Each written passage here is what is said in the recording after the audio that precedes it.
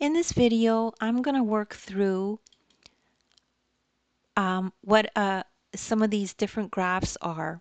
So this problem is going to ask you to figure out which graph is the best one to use for this situation.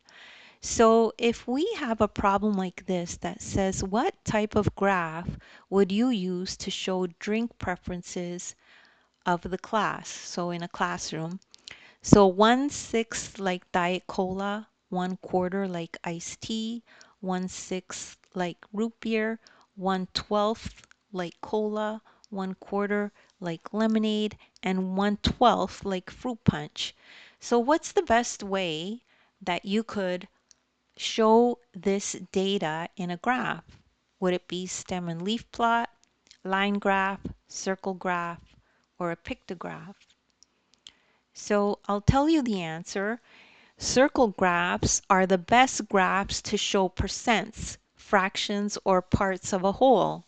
So how would that look? It would look like this, right? So you don't have to plot this, but this is how it would look if you did plot it. This question is only asking you what would be the best graph, and circle graph would be the best one. Okay, because it shows percentages or fractions, and in this case it's fractions of a whole.